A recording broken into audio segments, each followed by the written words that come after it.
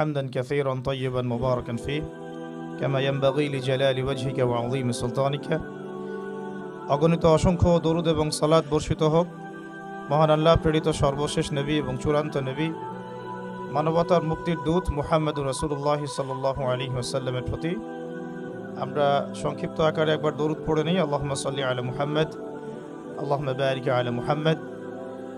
তো আমি আলোচনা শুরু করতে চাচ্ছি পবিত্র কুরআনুল কারীমের সূরাতুল আলাক এই সূরার প্রথম 5টি আয়াত থেকে। আল্লাহ সুবহানাহু ওয়া তাআলা এই আয়াতগুলোতে বলেছেন বা'দা আউযু বিল্লাহি মিনাশ শাইতানির রাজীম, আল্লাহ পাক বলেছেন ইকরা বিসমি রাব্বিকাল্লাযী খালাক। হে নবী মুহাম্মদ সাল্লাল্লাহু আলাইহি ওয়াসাল্লাম, আপনি পড়ুন আপনার রবের নামে যিনি আপনাকে সৃষ্টি করেছেন। খালাকাল ইনসানা মিন আলাক, যিনি মানুষকে সৃষ্টি করেছেন জমাট বাঁধা রক্তপিণ্ড থেকে। ইকরা ওয়া রাব্বুকাল আকরাম, আপনি পড়ুন আপনার রব মহিমান্বিত। আল্লাযী আল্লামা বিল কলম, যিনি মানুষকে কলম দ্বারা জ্ঞান শিক্ষা দিয়েছেন। আল্লামাল ইনসানা মা লাম ইয়ালাম, মানুষকে সেই জ্ঞান শিক্ষা দিয়েছেন যা মানুষ জানতো না। এই আয়াতগুলো আমরা অনেকেই আগেও শুনেছি, অর্থও জানি, কিন্তু কিছুটা তাৎপর্য ব্যাখ্যা করার চেষ্টা করছি। আল্লাহ সুবহানাহু ওয়া তাআলা এখানে প্রথমে পড়তে বলেছেন, কিন্তু কি পড়তে বলেছেন আর এই আয়াতটা কখন নাজিল হয়েছে, কোন প্রেক্ষাপটে, এটা হচ্ছে মূল বিষয়। আসলে নবী সাল্লাল্লাহু আলাইহি ওয়াসাল্লাম এমন একটা সমাজে বড় হয়ে উঠছিলেন যেই সমাজটার চিত্র বর্তমান সময়কার মতোই অনেকটা, আর কি অনেকটা বলছি কারণ আমার মতে মক্কার ওই জাহেলি পরিবেশটা, অর্থাৎ আবু জেহেলের ওই সমাজটা বর্তমান সময়ের চেয়ে অনেক ভালো ছিল, এটা আমার মত। আবু জেহেলের সমাজটাকে আমরা বলি আইয়ামে জাহেলিয়াত। আবু জাহেল, আবু লাহাব, উতবা, সাইবা, এগুলো আমাদের কাছে গালি হয়ে গিয়েছে, কিন্তু আবু জেহেলের যুগটা ছিল আমাদের যুগের চাইতেও তুলনামূলক বেটার। কেমন বেটার সেটা একটু পরে বুঝতে পারবেন ইনশাআল্লাহ। তো আবু জেহেলের যুগটাতে মেইনলি যে প্রবলেমগুলো ছিল সেটা হলো শিরকের সমস্যা। আল্লাহ পাকের একত্ববাদের সাথে অংশীদার সাব্যস্ত করা হতো, স্ট্যাচু ওয়ার্শিপ হতো, রিবা বা সুদভিত্তিক একটা অর্থনৈতিক সমস্যা ছিল, ব্যবসার ক্ষেত্রে জুলুম হতো, আমানতের খেয়ানত হতো, তারপরে সেখানে মাদকদ্রব্য ছিল, জিনা প্রকট ছিল, ব্যভিচার ছিল, মানুষকে অনেক সময় পশুর মতো আচরণ করা হতো, কন্যা সন্তানকে জীবিত দাফনও করা হয়েছে। এছাড়া নারী জাতির অবমাননাও ছিল, পাশাপাশি গোত্রীয় হানাহানি প্রকট ছিল। যদি একটু বিচক্ষণতার সাথে আপনি খেয়াল করেন বুঝতে পারবেন যে বর্তমান যুগে এই সমস্যাগুলো কোনোটাই কমে নাই, বরং আরও অনেক বেড়ে গেছে। এখনকার যুগে যে আমরা শিরক মুক্ত পরিবেশে বসবাস করি এমন নয়, বরং তৎকালীন মানুষরা লা ইলাহা ইল্লাল্লাহ সাক্ষ্য না দিয়ে শিরক করত। আমরা কোনো ক্ষেত্রে লা ইলাহা ইল্লাল্লাহ মুহাম্মাদুর রাসূলুল্লাহ সাক্ষ্য দিয়েও শিরক করছি আর কি। কোনো ক্ষেত্রে আমরা জানিও না শিরক কাকে বলে, কত প্রকার বা কি কি। তাওহীদ কাকে বলে, তাওহীদে রুবুবিয়্যাহ কি জিনিস, তাওহীদে উলুহিয়্যাত এটা আবার কি, আবার তাওহীদ আসমা ও সিফাত এটাই বা কাকে বলে, শিরক কাকে বলে, আশ-শিরকু ফিল লিসান কি, আশ-শিরকু ফিল কওল কি, আশ-শিরকু ফিল আমাল কি, অথবা আশ-শিরকু ফিল আকীদা এগুলো আবার কি, এগুলো আমাদের ম্যাক্সিমাম মানুষই আমরা জানি না। তো এখন শিরকের একটা ছড়াছড়ি আছে। তখনকার শিরকটা ধর্মীয় ক্ষেত্র ছিল, এখনকার শিরকটা মোটামুটি রিলিজিয়াস পার্সপেক্টিভ পার হয়ে ইকোনমিক্সের মধ্যে চলে আসছে, ওয়ার্ল্ড অ্যাফেয়ার্সে আসছে এবং পলিটিক্যাল অ্যাফেয়ার্সের মধ্যেও আসছে, কোনো ক্ষেত্রে এডুকেশনের মধ্যেও আসছে আর কি। তো আমরা কিন্তু বলতে পারি না যে এই যুগটা আবু জেহেলের যুগের চেয়ে খুব বেটার। ওই যুগে রিবা একটা নির্দিষ্ট জায়গায় ছিল, রিবা অর্থাৎ সুদ।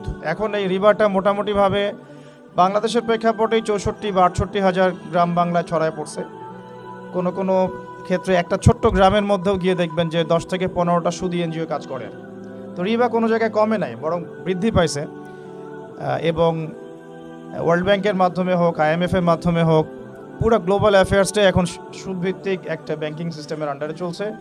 এটা আমাদের অর্থনীতিকে হারাম করে ফেলছে। আমরা এদিকে তাহাজ্জুদ গোজার এবং এদিকে মসজিদ কমিটির সভাপতি, এদিকে স্কুল প্রতিষ্ঠা করছি, এদিকে মাদ্রাসার প্রতিষ্ঠাতা হয়ে বসে আছি, বাট আমরা কোনো না কোনোভাবে রিবার সাথে সম্পৃক্ত, যেটা আমাদের রিজিককে হারাম করছে। দোয়া এই জন্যই কবুল হচ্ছে না। এটা one of the most important reason behind আমাদের দোয়া যে কবুল হচ্ছে না এটার পিছনে আর কি। তো আইয়ামে জাহিলিয়াত এখনও যায়নি। 3 নাম্বার মাদকের যে ব্যাপারটা, সেটা আপনারা এখন এই 15 থেকে 20 বছরের বাচ্চাদেরকে দেখলে বুঝতে পারবেন যে ম্যাক্সিমামই অলমোস্ট এভরিবডি ইল্লা মাশাআল্লাহ, আল্লাহ যাদেরকে বাঁচিয়েছেন তারা বাদ দিয়ে সিগারেট, ইয়াবা, তারপরে ফেন্সিডিল, গাঁজা ইত্যাদির সাথে সম্পৃক্ত। যারা জেনারেল লাইনে পড়াশোনা করছে, হলে থাকছে, টুকটাক ছাত্র রাজনীতি করছে ইত্যাদি, কোনো না কোনোভাবে তারা মাদকদ্রব্যের সাথে সম্পৃক্ত হয়ে গেছে আর কি। না হলে তো আর একটা শিক্ষা প্রতিষ্ঠানে 10 জন ছেলে মিলে একটা মেয়েকে জোর করে ধর্ষণ করে ফেলতে পারতো না, তাও আবার স্বামীকে বেঁধে রেখে। মাদকাসক্ত বলেই পেরেছে, বিকজ অফ দের এডিকশন, কি বলবো, ইন ড্রাগস। এই কারণেই তো তারা এটা করতে পেরেছে। সুস্থ মস্তিষ্কের মানুষ তো এগুলো করতে পারে না। বুয়েটে একটা ছেলেকে সবাই মিলে পিটায় এক রাত্রে মেরে ফেললো, এটা সুস্থ মস্তিষ্কের একটা মানুষের পক্ষে সম্ভব না। সারা রাত ছেলেটা পানি পানি করে চিৎকার করলো, আর সবাই আমরা নির্মমভাবে মারলাম, হাসলাম, হাত পা ভেঙে দিলাম। মার আমরাও খেয়েছি জীবনে কম বেশি, কিন্তু যে হকি স্টিক বা ক্রিকেটের স্ট্যাম্পের কথা বলা হচ্ছে, এগুলো দিয়ে মারলে যথেষ্ট ব্যথা পেয়েছে সেই ছেলেটা, ওই ব্যথাতেই সে ছেলে মারা গিয়েছে। তো এটাও একটা শিক্ষা প্রতিষ্ঠানেরই ঘটনা আর কি। বাংলাদেশের প্রেক্ষাপটে যাকে আমরা অনেক বড় শিক্ষা প্রতিষ্ঠান মনে করি, তার ইন্টারনাল সিচুয়েশনটা এরকম। তো এরা মাদকদ্রব্যের সাথে সম্পৃক্ত না হলে এটা হতো না আর কি। আর কিছু কিছু ক্ষেত্রে আমরা এখন একটু ফ্র্যাঙ্কলি কথা বলছি, বিকজ দিস ইজ দ্য মানে right time to say some open secrets আর কি। তো এখন otherwise it will be too late, আমার কাছে যেটা মনে হয়।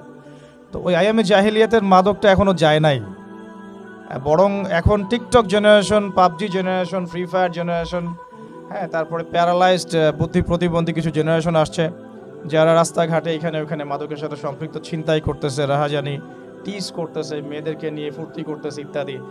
20 বছরের একটা ছেলে এখন এমন সব পাপ করে ফেলে যেটা আমরা হয়তো 50 বছরের একজন বৃদ্ধের কাছে আশা করতে পারি না। তো এই হচ্ছে সামাজিক প্রেক্ষাপট আর কি। আমরা বাইরে অনেকেই ভালো মানুষ সাজার ভান করে আছি, বাট আমাদের ঘরগুলা, পরিবারগুলা, সমাজ, আমাদের রাষ্ট্র আল্লাহ পাকের গজব পাওয়ার একটা উপযুক্ত জায়গায় চলে আসছে আর কি। এখন পর্যন্ত যে গজবটা আসে নাই, আমার মনে হয় এটা আল্লাহ পাকের সবচেয়ে বড় ব্লেসিংসের মধ্যে একটা। তো লম্বা হয়ে যাবে, ওইদিকে যাচ্ছি না। তো আমরা শিরকের সমস্যাটা এখনও দেখি, মাদকেরটাও দেখি, রিভারটা আরও প্রকট আকারে দেখি। মেয়েদের অবমাননার ব্যাপারটা আমি আর বলতে চাচ্ছি না, এটা আপনারা খুব ভালোই জানেন, এটা নিয়ে আমি টাচ করতে চাচ্ছি না। এটা কোন জায়গায় চলে আসছে যে এখন নারী অধিকার, নারী আন্দোলন, এগুলো বলতে বলতে আমরা এখন ট্রান্সজেন্ডার এর যুগে চলে আসছি আর কি। এখন মানুষ বাইরে বাইরে ছেলে এবং ভিতরে ভিতরে মেয়ে দাবি করছে। হ্যাঁ, আর এগুলা একটা জিনিস কিন্তু হঠাৎ করে রাইজ করে না। একটা জিনিস মানুষ আগে শেকড় শক্ত করে, তারপরে না মানুষ সমাজে জানান দেয়। তার মানে বিগত 20-30 ইয়ার্সে তাদের শেকড়টা শক্ত হয়েছে বলেই তো এখন পাঠ্যপুস্তকে এগুলো আসতে পেরেছে, না হলে তো আসতে পারতো না। তো এখন এই যুগ চলছে আর কি। তো জিনা, ব্যভিচার, পর্নোগ্রাফি এবং সমকামিতার এই যুগে আমরা এখন ট্রান্সজেন্ডারকে প্রমোট করছি। আর মেয়েদের অবমাননার কথা আমার বলার আর মানে বাকি নাই, যেটা আপনারা আমাদের চেয়ে খুব ভালোই জানেন, শিক্ষিত সমাজ, আপনারা ফেস করেন এগুলো। আর একটা বিষয় যেটা টাচ করেছিলাম, যে গোত্রীয় হানাহানি, যেটা এখনকার পলিটিক্যাল হানাহানি বলেন, ধর্মতাত্ত্বিক হানাহানি বলেন, এগুলো তো রূপ নিয়েছে আর কি, সামাজিক দ্বন্দ্বের রূপ নিয়েছে। তো আইয়ামে জাহিলিয়াতের আবু জেহেলের যুগটা আমার কাছে মনে হয় যে এই যুগের চেয়ে কিছুটা হলো বেটার ছিল। অ্যাটলিস্ট ওই সময়ের এই সমস্যাগুলোর গ্লোবালাইজেশন ছিল না, এখন এই সমস্যাগুলোর পুরো গ্লোবালাইজেশন হয়েছে। একটা কিছু পড়লে, পর্নোগ্রাফি যদি লঞ্চ করা হয় এক মাসের মধ্যে সারা দুনিয়াব্যাপী এটা ছড়ায় যায়। একটা মাদক যদি লঞ্চ করা হয়, সারা দুনিয়া ছড়াতে 7 দিন সময় লাগে না। একটা নতুন মুভি চলে আসলে 3 দিনের মধ্যে এটা মিলিয়ন ভিউজ হয়ে যায়। একটা মানে অন্যায় কিছু, একটা শব্দ ট্রান্সজেন্ডার লঞ্চ হওয়া মাত্রই 1 মাসের মধ্যে সারা দুনিয়া কাঁপায় ফেলতেছে। তো এটা হচ্ছে গ্লোবালাইজেশনের যুগ। এখন আর আবু জেহেলের যুগের মধ্যে শুধু মক্কায় সীমাবদ্ধ থাকে না, পুরো গ্লোবালি এটাকে ছড়ায় দেওয়া হয়। তো এই যুগে আমি বলতে চাচ্ছি, এরকম একটা যুগে একটু মনোযোগ দিবেন, বিকজ টার্মসগুলো আপনারা ভুলে যাবেন পরে, না হলে মনে রাখতে পারবেন না। এমনই একটা যুগে আমাদের নবী মুহাম্মদ সাল্লাল্লাহু আলাইহি ওয়াসাল্লাম জন্ম নিয়েছিলেন। আমরা একটু দরুদ পড়ি, বলি সাল্লাল্লাহু আলাইহি ওয়াসাল্লাম। আমাদের নবী সাল্লাল্লাহু আলাইহি ওয়াসাল্লাম কিন্তু একদম একটা পুত পবিত্র সমাজে জন্ম নেন নাই। এমন না যে তিনি এমন একটা সমাজে জন্ম নিয়েছেন যেটা পুরো পাপ মুক্ত, নট অ্যাট অল। বরং তিনি এমন একটা যুগে জন্ম নিয়েছেন যেটা পাপে ভর্তি, আমাদের মতোই। কিন্তু এরপরেও তিনি নিজে কখনো শিরকের সাথে যুক্ত হন নাই, সুদের সাথে, মাদকের সাথে, জিনার সাথে, গোত্রীয় হানাহানির সাথে তিনি কখনো সম্পৃক্ততা রাখেন নাই। তার মানে আমরা যে অনেকে যুগের দোহাই দেই, সমাজে দোহাই দিই, সমাজে দোহাই দিয়ে বলি যে এই সমাজটা এমন, আমি আবার কিভাবে আউট অফ দ্য সোসাইটি থাকতে পারি, এই লজিকটা আসলে টিকবে না আল্লাহর কাছে। আল্লাহ রাব্বুল আলামিনের হাবিব মুহাম্মদ সাল্লাল্লাহু আলাইহি ওয়াসাল্লাম এইরকম একটা সমাজে বেড়ে উঠেছিলেন।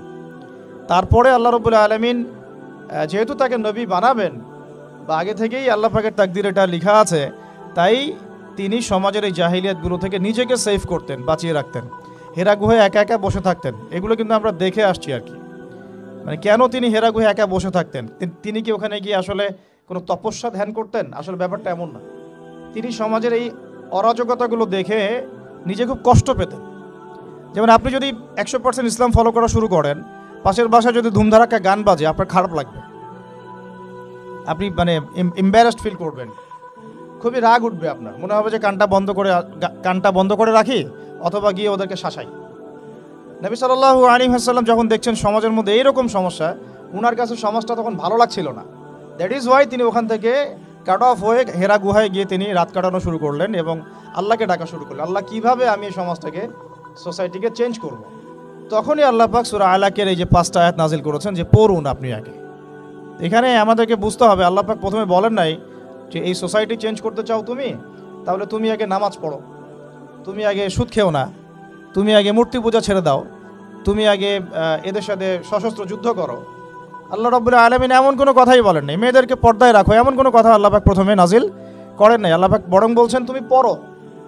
আর এমন একজন মানুষকে আল্লাহ পাক এই কথা বলছেন যিনি আদতে লিখতেও জানেন না, পড়তেও জানেন না। আমাদের নবী সাল্লাল্লাহু আলাইহি ওয়াসাল্লামকে বলা হয় উম্মি নবী, অর্থাৎ তিনি স্বাক্ষর করতে পারতেন না।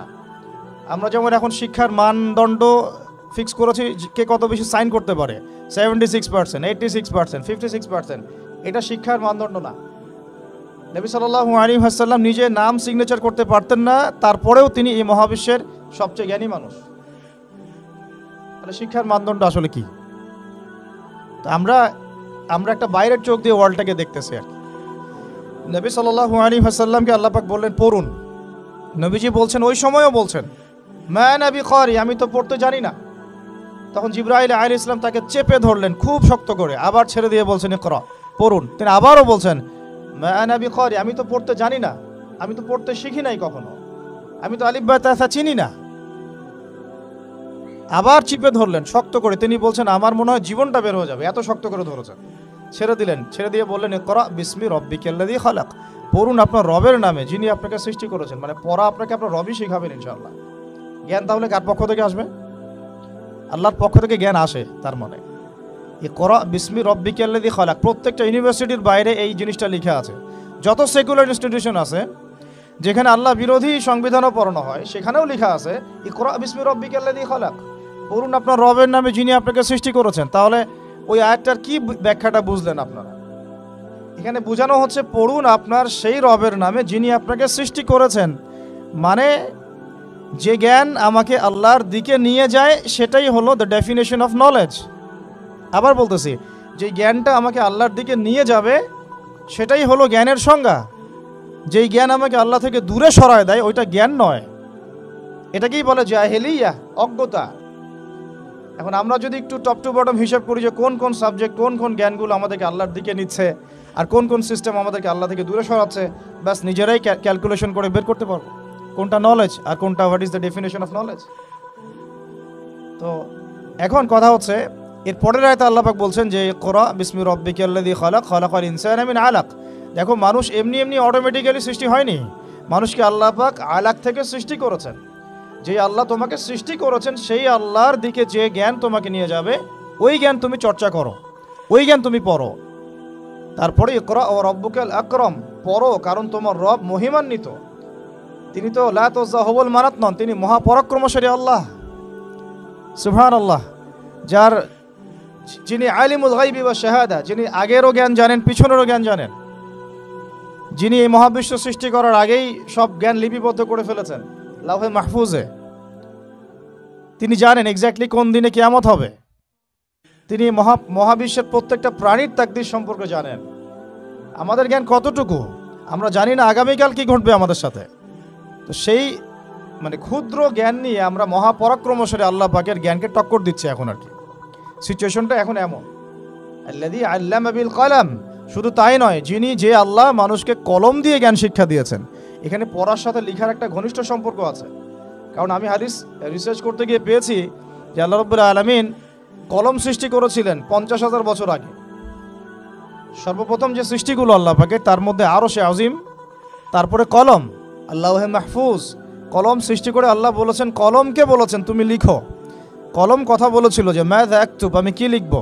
আল্লাহ পাক বলেছেন উকতুব, তুমি লিখো, কিয়ামত পর্যন্ত যা হবে সব লিখো। কলম লিখা শুরু করেছে, কিয়ামত পর্যন্ত যা হবে সব লিখা হয়ে গেছে। এটা ডান, কুদি আল আমর। এমনকি মেরাজের রাতে নবী সাল্লাল্লাহু আলাইহি ওয়াসাল্লাম যখন সপ্তম আসমানের উপরে গিয়ে এখান থেকে তিনি যখন সিদরাতুল মুনতাহা পার হয়ে যাচ্ছেন, তখন কলমের সেই যে লিখার খসখস শব্দ তিনি শুনতে পাচ্ছিলেন। তা আমরা এগুলা বুঝি না যে পড়ার সাথে লিখার একটা গভীর সম্পর্ক আছে। আল্লাযী আল্লামা বিল কলম আল্লামাল ইনসান মা লাম ইয়ালাম, এটা আরো বড় শব্দ, এটা আরো বড় বাক্য। আল্লামাল ইনসান, যেই আল্লাহ মানুষকে জ্ঞান শিক্ষা দিয়েছেন, মা লাম ইয়ালাম, যে জ্ঞান মানুষ জানতো না। আমরা সৃষ্টিগতভাবে জ্ঞানী ছিলাম না, ফুল স্টপ। আমাদের কোনো জ্ঞান ছিল না। আপনি যত জ্ঞানতাত্ত্বিক দর্শন আছে ঘাটেন, আপনি 3টা দর্শন পাবেন। একটু আমার দিকে ফোকাস করেন। জ্ঞানতাত্ত্বিক যত দর্শন আছে, আমি ফিলোসফির স্টুডেন্ট ছিলাম এক সময়। এগুলো সব বই আমাদের পড়া শেষ আলহামদুলিল্লাহ, এবং আমাদের রেজাল্ট কখনো সেকেন্ড ক্লাসও আসে নাই। জ্ঞানতাত্ত্বিক যত দর্শন আছে দেখবেন 3 ভাগে বিভক্ত। পৃথিবীর বড় বড় যত দার্শনিক আছে, অমুসলিম দার্শনিক আর কি, পশ্চিমা, চাইনিজ, রাশিয়ান ইত্যাদি ইত্যাদি, তাদের দর্শন হচ্ছে জ্ঞান আসছে বুদ্ধি থেকে। তাদের ধারণা জ্ঞান আসছে বুদ্ধি থেকে। আবার এর বাইরে আরেক শ্রেণীর আছে দার্শনিক, তারা বলে জ্ঞান আসছে অভিজ্ঞতা থেকে। বুদ্ধি থেকে যারা আসছে ওদেরকে বলা হয় বুদ্ধিবাদী দার্শনিক, অভিজ্ঞতাবাদী যারা ওদেরকে বলে অভিজ্ঞতাবাদী ফিলোসফার। আবার এক শ্রেণীর দার্শনিক আছে যারা আবার দুটাকে সমন্বয় করেছে, তারা বলছে না, বুদ্ধি থেকেও আসছে, অভিজ্ঞতা থেকেও আসছে। এরা কোনো কনক্লুশনে আসতে পারে না যে নলেজ আসলে কি। এখানে আমরা কনক্লুশন পাচ্ছি যে আল্লাহ রাব্বুল আলামিন বলেছেন জ্ঞান আমার পক্ষ থেকে আসছে। সুবহানাল্লাহ, জ্ঞান না বুদ্ধি থেকে আসছে, আর জ্ঞান না অভিজ্ঞতা থেকে আসছে, আর না সমন্বয় কোনো মতবাদ থেকে আসছে। বরং আল্লাহ বলছেন আল্লামাল ইনসান মা লাম ইয়ালাম, আমি আল্লাহ মানুষকে সেই জ্ঞান শিক্ষা দিয়েছি যে জ্ঞান মানুষ আদৌ জানতো না। সুবহানাল্লাহ। এর দলিল কোথায় আছে? সূরা বাকারা খোলেন, প্রথম দিকে পাবেন আপনি যে আল্লাহ পাক বলছেন যে ওয়াল্লামা আদামাল আসমাআ কুল্লাহা, পড়লেই দেখতে পারবেন। আল্লাহ পাক ফেরেশতাদেরকে ডাকলেন, ডেকে বললেন যে আমি আদমকে সৃষ্টি করতে চাই, খলিফা সৃষ্টি করতে চাই, তোমাদের কি মত? ফেরেশতারা বললেন যে আতাজআলু ফিহা মান ইউফসিদু ফিহা, আপনি কি এমন কাউকে সৃষ্টি করতে চান যে পৃথিবীতে গিয়ে ফিতনা ফাসাদ সৃষ্টি করবে, ও রক্তপাত ঘটাবে, ও ইয়াসফিকু দিমা। আল্লাহ বলছেন ইন্নী আ'লামু মা লা তা'লামুন, আমি যা জানি তোমরা তা জানো না। আমি এই ডিটেলস গল্পটা ঘটনা বলতে যাচ্ছি না, সময় আমার হাতে নাই এত। আমি বলতে যাচ্ছি আল্লাহ পাক আদম আলাইহিস সালামকে সৃষ্টি করে সর্বপ্রথম তাকে জ্ঞান শিক্ষা দিয়েছেন। শুধু জ্ঞান না, আল্লাহ বলছেন ওয়াল্লামাল আদামা আসমাআ কুল্লাহা। জানলে আপনি বুঝতে পারবেন যে আল্লাহ পাক বলছেন যে আমি আদমকে এই মহাবিশ্বের সব জ্ঞান শিক্ষা দিয়েছি। আমাদের পিতামাতা গাছের ছাল বাকল পরে থাকতো না। আমাদের পিতামাতা ওই যেগুলো পশ্চিমারা শিখায় আর কি, গুহার মধ্যে গাছের ছাল বাকল পরে থাকতো, হাড় হাড্ডি খাইতো, এরকম ছিল না। বরং প্রথম মানুষ হচ্ছেন একজন নবী, যিনি একজন সবচেয়ে সভ্য মানুষ, যাকে আল্লাহ নিজে সব জ্ঞান শিক্ষা দিয়েছেন। পৃথিবীতে কিভাবে চলতে হবে আল্লাহ শিখিয়েছেন, কিভাবে শিকার করতে হবে, কিভাবে চাষবাস করতে হবে, কিভাবে কাপড় পরতে হয়। আল্লাহ পাক কাপড় নাজিল করেছেন আসমান থেকে প্রথম দিকে, তারপরে বুনন শিক্ষা দিয়েছেন, শিক্ষা, তারপরে বাণিজ্য, কৃষি ইত্যাদি, রাজনীতি, সবকিছু আল্লাহ শিক্ষা দিয়েছেন আদম আলাইহিস সালামকে। এই জন্যই তিনি ছিলেন আল্লাহ পাকের খলিফা। খলিফা মানে পৃথিবীতে যে আল্লাহর হুকুম বাস্তবায়ন করে, যে পৃথিবীতে আল্লাহর হুকুম বাস্তবায়ন করে সে আল্লাহর খলিফা। যে পৃথিবীতে আল্লাহর হুকুম বাস্তবায়ন করে না, সে এই দুনিয়াতে শয়তানের খলিফা, ফুল স্টপ। তো আদম আলাইহিস সালাম আল্লাহ পাক তাকে নিজ নিজ জ্ঞানে জ্ঞানী করেছেন, তার পক্ষ থেকে জ্ঞান শিক্ষা দিয়েছেন। এরপরেই ফেরেশতাদেরকে দিয়ে সিজদা করিয়েছেন। আমাদের চোখের কারণে না, কানের কারণে না, বডির শেপের কারণে না, ফিজিক্যাল শক্তির কারণে না। কারণ আমাদের এই দুনিয়ার যত মানুষ আছে, এই যে 500 কোটি 700 কোটি আমরা বলি, একজন ফেরেশতার একটা পাখার বাড়ি দিয়ে সবগুলোকে শেষ করে দেওয়া যাবে। আমার কথা কি বুঝতে পারছেন? আল্লাহ পাকের এত শক্তিশালী মালায়েকা আছে, এত শক্তিশালীও আছে, যারা এই পৃথিবীর একটা অঞ্চলকে শুধু পাখা দিয়ে উঠিয়েছিলেন। জর্ডানের এই জর্ডান জায়গাটার, ডেড সি মৃত সাগর, এই জায়গাটার ওইখানে থাকতো সাদুম নামে এক গোত্র, যারা ছিল সমকামী, মানে হোমোসেক্সুয়াল, এখনকার শরীফ শরীফার মতো আর কি। আল্লাহ পাক তাদেরকে এইভাবে ফেরেশতার ডানায় উঠিয়ে উপর থেকে পাথর নিক্ষেপ করে থেতলা করে উল্টা দিকে দাফন করেছেন একজন ফেরেশতার পাখা দিয়ে, জিবরাইল আলাইহিস সালাম। তো তাহলে ফেরেশতাদেরকে আল্লাহ পাক যে বললেন আদমকে সিজদা করো, এটা কিসের মানদণ্ডে? ফিজিক্যাল স্ট্রেংথের, নাকি স্ট্রাকচারের, নাকি অন্য কিছু? অবশ্যই এটা জ্ঞানের মানদণ্ডের। কারণ ফেরেশতারা সেই নাম বলতে পারেন নাই যেটা আদম আলাইহিস সালাম বলে দিয়েছেন। ফেরেশতারা সেই নাম বলতে পারেন নাই যেগুলো আদম আলাইহিস সালাম বলে দিয়েছেন, কারণ আল্লাহ পাক তাদেরকে ওটা শিখান নাই, আমাদেরকে শিখিয়েছেন। তাহলে দেখুন, আমরা সম্মানিত হয়েছি জ্ঞানের মানদণ্ডে। আর এই জ্ঞান এসেছে কার পক্ষ থেকে বলেন? আল্লাহর পক্ষ থেকে।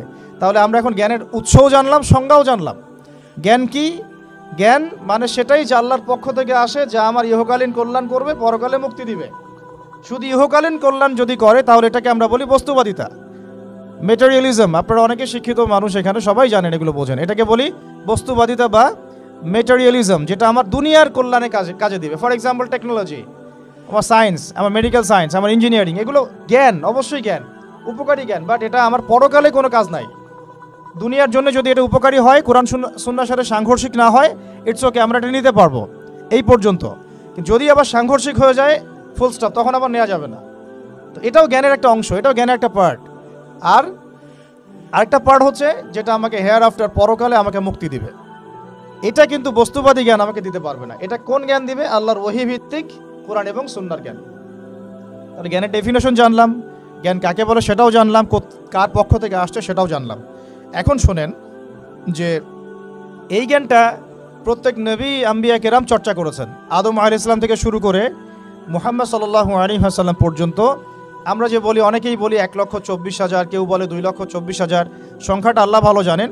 যত নবী রসুলকে আল্লাহ পাঠিয়েছেন ওই আসমানি জ্ঞান দিয়েই পাঠিয়েছেন, যেই জ্ঞানকে আমরা বলি ওয়াহি। এক সময় ছিল তাওরাত, দেন জাবুর, ইনজিল, কোরআন। এভাবে প্রত্যেক যুগে যুগে আল্লাহ পাক নবী রসুল পাঠিয়েছেন, তাদের কাছে আল্লাহ পাক জ্ঞান পাঠিয়েছেন, ওয়াহি পাঠিয়েছেন, আসমানি কিতাব পাঠিয়েছেন। আল্লাহ বলছেন ওয়ালিকুল্লি কওমিন হাদ, আমি প্রত্যেক কওমের মধ্যেই হেদায়েত দাতা পাঠিয়েছি। তারা মানুষকে জ্ঞান শিক্ষা দিতেন, আত্মশুদ্ধি অর্জন করাতেন, দুনিয়ার জন্য যা কল্যাণ সেটাও শিক্ষা দিতেন, পরকালের জন্য যেটা কল্যাণ সেটাও শিক্ষা দিতেন। এটা ছিল আর কি কমপ্লিট কোড অফ সিলেবাস আর কি, দ্য সিলেবাস অফ এডুকেশন, এরকম ছিল। এখন আবু জেহেলের যুগটার কথা একটু ভুলে গেছেন কিনা একটু মনে করেন তো। ওই যে সমস্যাগুলোর কথা বললাম, ওই যে প্রবলেমসগুলোর কথা বললাম আমরা, আচ্ছা বাচ্চারা ওদের মতো থাক, আমরা আমাদের আলোচনায় যাই। ওই আবু জেহেলের যুগটার কথা আমি যে বললাম আপনাদেরকে, একটু আমি মনে করাই দিই যে ওই যুগটা কি পরিবর্তন হয়েছিল কি হয় নাই বলেন? কতদিন লাগছে সময়? কে বলতে পারবেন? 23 বছর। কতদিন? 23 বছর। আমাদের সবারই নবী সাল্লাল্লাহু আলাইহি ওয়াসাল্লামের জীবনীটা অন্তত একবার পড়া উচিত। 23 বছর সময় লেগেছে তার এই সমাজটা পরিবর্তন করতে। এখন আমি যদি বলি 23 বছর আগের আর পরের মক্কাকে আপনি একটু কম্পেয়ার করেন। 23 বছর আগের মক্কায় যে পাপগুলোর কথা বললাম আমি, জাহেলিয়াতগুলোর কথা বললাম, ঠিক 23 বছর পরের মক্কায় কি এগুলোর কোনো অস্তিত্ব আছে বলেন? 23 বছর পরের মক্কায় কোনো শিরক পাবেন?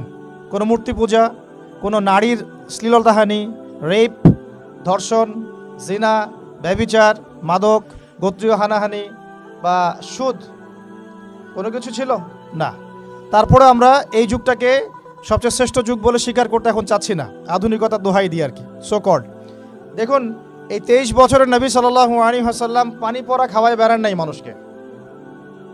তিনি মানুষকে খালি ফু দিয়ে বের হন নাই, তিনি শুধু তাসবিহ দানা নিয়ে সুবহানাল্লাহ সুবহানাল্লাহ আলহামদুলিল্লাহ আলহামদুলিল্লাহ আল্লাহু আকবার এমন করেই তার জিকির করে শেষ করেন নাই। মসজিদের কোনায় তিনি সবসময় বসে থাকেন নাই। 23 বছরে তিনি কিন্তু মানুষের উপর কোনো জাদু বা সেহের করেন নাই। এই 23 বছরে তিনি কিছু কাজ করেছেন, যার ফলশ্রুতিতে এই সমাজটা 23 বছরের মধ্যে টোটালি চেঞ্জ হয়ে গেছে। এবং সেই কাজটা তিনি করেছেন মূলত কোরআন কেন্দ্রিক এবং তার সুন্নাহ কেন্দ্রিক। কি কাজ করেছেন? ফার্স্ট অফ অল, তিনি প্রত্যেকটা মানুষের ভিতরের আকীদা পরিবর্তন করেছেন, তাদেরকে কোরআন শিক্ষা দিয়েছেন, তার সুন্নত শিক্ষা দিয়েছেন, আত্মশুদ্ধি শিক্ষা দিয়েছেন, আদব শিক্ষা দিয়েছেন। আত্মশুদ্ধি শিক্ষা দিয়েছেন, আদব শিক্ষা দিয়েছেন। রিজিকের হারাম থেকে মানুষকে বের করেছেন, সামাজিক জাহিলিয়াতগুলোকে দূর করেছেন, সৎ কাজে আদেশও যেমন করেছেন, একই সাথে অ্যাট দ্য সেম টাইম অন্যায় কাজে নিষেধও করেছেন। তিনি মানুষকে আল্লাহর ইবাদতের দিকে ডেকেছেন, একই সাথে তিনি কিন্তু মানুষকে গায়রুল্লাহর ইবাদত থেকেও বাইরে বের করে এনেছেন। তিনি প্রয়োজনে সবর করেছেন, কখনো গালি খেয়েছেন, কখনো মার খেয়েছেন, কখনো দেশ থেকে চলেও গেছেন, কখনো তায়েফে গিয়েছেন, কখনো সাহাবীদেরকে আবিসিনিয়ায় পাঠিয়েছেন, কখনো নিজে আবার মদিনায় হিজরত করেছেন। মদিনায় গিয়ে কখনো আবার তিনি রাষ্ট্র কায়েম করেছেন, কখনো আবার তাকে যুদ্ধ করতে হয়েছে, কখনো তিনি আবার সেনাবাহিনী গঠন করেছেন, সারিয়া অভিযান করেছেন, বদরের মাঠে গিয়েছেন, উহুদে গিয়েছেন, খন্দকে গিয়েছেন, হুদাইবিয়ার সন্ধিতে তিনি মেনে নিয়েছেন। পরে আবার মদিনায় ফেরত গিয়ে খায়বার আক্রমণ করেছেন। পরে আস্তে আস্তে পররাষ্ট্রনীতি অ্যাপ্লাই করে মক্কা বিজয় করে পুরো মক্কায় জাজিরাতুল আরবে তিনি দিনটা প্রতিষ্ঠা করেছেন। ওই 23 বছর পরের মক্কায় আপনি কিন্তু আর কোনো রকম জাহিলিয়াত দেখছেন না। তাহলে আমরা বলতে পারি এই পুরো বিষয়টা কিন্তু হয়েছে, সম্ভব হয়েছে ওই একটা শব্দ থেকে শুরু হয়েছে, ইকরা মানে পড়ুন। এমন কোনো সাহাবী আপনি দেখাতে পারবেন না যে সাহাবী কোরআন তেলাওয়াত করতে জানতেন না। এমন কোনো সাহাবী আপনি খুঁজে পাবেন না যিনি কোরআনের অর্থ জানতেন না। এমন কোনো মহিলা সাহাবীও আপনি পাবেন না যিনি কোরআন জানতেন না, হাদিস জানতেন না, উসুল বুঝতেন না, ফিকহ বুঝতেন না, মাসলা মাসাইল বুঝতেন না, আকীদা ঠিক ছিল না, ইত্যাদি ইত্যাদি। এমন কোনো মানুষ আপনি তখন খুঁজে পাবেন না। তো এখন হচ্ছে এটা আমাদের সমাজের মৌলিক সমস্যা।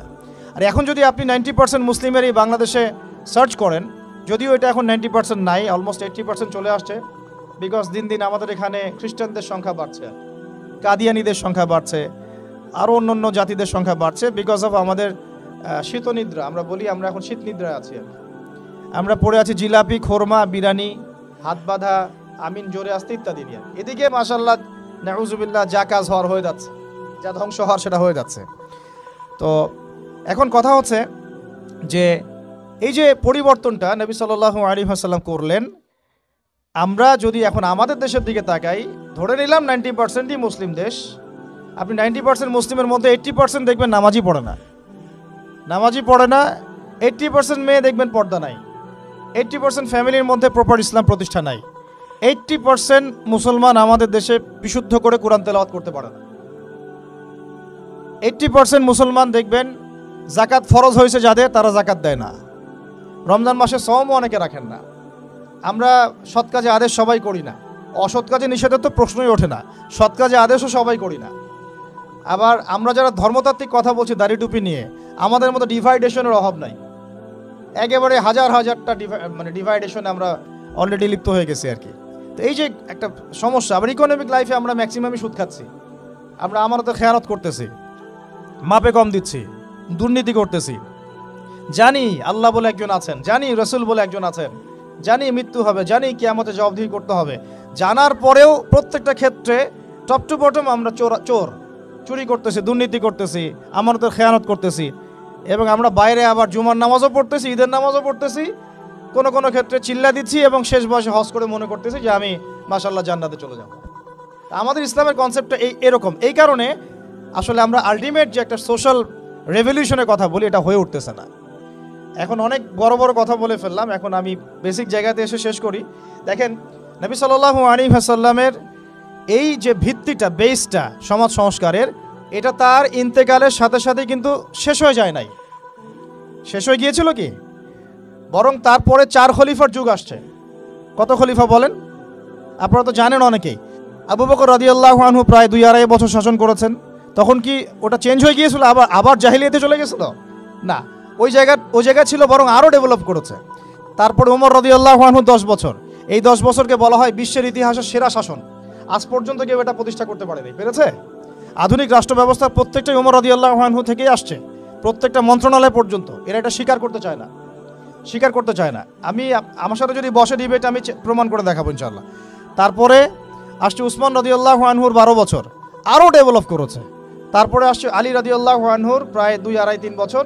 ওই সময় একটু গৃহযুদ্ধ হয়েছিল, এটা সাহাবীদের ব্যাপার, আমরা এগুলো নিয়ে কোনো মন্তব্য করব না। সাহাবীদের মধ্যে যত কনফ্লিক্টই হোক না কেন, আমরা তাদেরকে নিয়ে কোনো মন্তব্য করতে যাব না, এটা আকীদার খেলাফ আহলুস সুন্নাহ ওয়াল জামাআহ। তো 4 খলিফার 30 বছরে ইসলাম আরও আগায় গেছে, পিছায় নাই, কিন্তু এক পাও পিছায় নাই, আলহামদুলিল্লাহ। এরপরে কি ইসলাম থেমে গেছে? না। এরপর আসছে উমাইয়াদের শাসন। উমাইয়ারা 97 বছর শাসন করছে ওই প্ল্যাটফর্মের উপর দাঁড়াই। তারপরে শাসন করছে আব্বাসীয়রা প্রায় 550 বছর ওই প্ল্যাটফর্মের উপর দাঁড়ায়। বরং আব্বাসীয়দের সময় আপনারা জানেন, ওই যে খলিফা আল মামুনের নাম শুনেছেন না? খলিফা আল মামুন, তো তখন দেখা যায় যে বাইতুল হিকমা, আমরা যেটাকে বলি দ্য নলেজ অফ উইজডম, বাগদাদে প্রতিষ্ঠা করা হয়েছিল। পৃথিবীর ইতিহাসে এইরকম সমৃদ্ধ বিশ্ববিদ্যালয় লাইব্রেরি কখনো হয় নাই, যেটা 1258 সালে এই তাতার মঙ্গলরা এসে ধ্বংস করেছিল। ওখানে প্রায় 6 লক্ষ কিতাব ছিল। ওই 6 লক্ষ কিতাবকে তারা পুড়িয়েছে, এই ইউফ্রেটিস নদীতে ফেলে দিয়েছে।